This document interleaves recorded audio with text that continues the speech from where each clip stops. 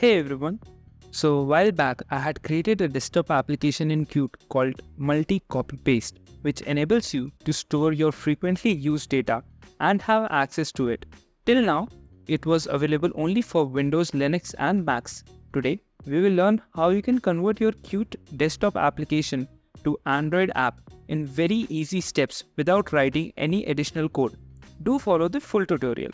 This video is divided into 3 phases. First, we'll be setting up Android in Qt Creator. Second, we will be building for Android. Third is customizing Android application settings. So let's get into it.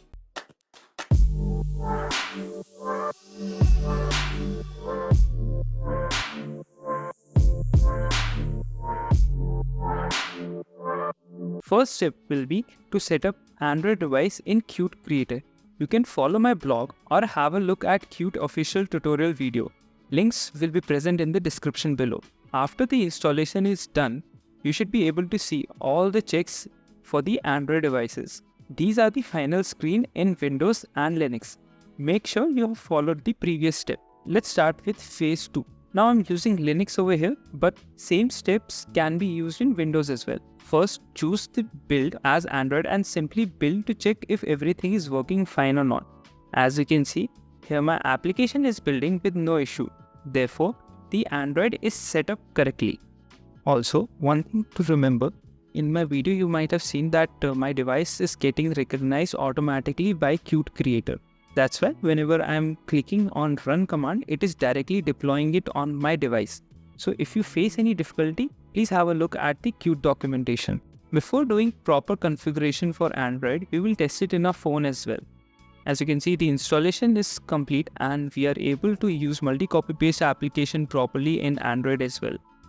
One thing to observe over here is the screen dimensions are coming correctly, majorly because we had used layouts intensively to make screen dynamic.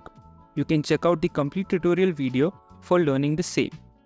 Now we'll see in the settings if everything is shown as per our requirements.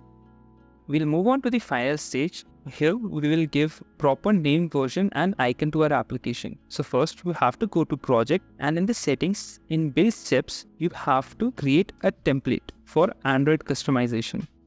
So you can select a folder inside your repository and click finish. In this page, you can actually add your package name, your version code, icons that you want to add. So let's start by adding the details for our app. Here, I'll also be selecting a master icon for my app.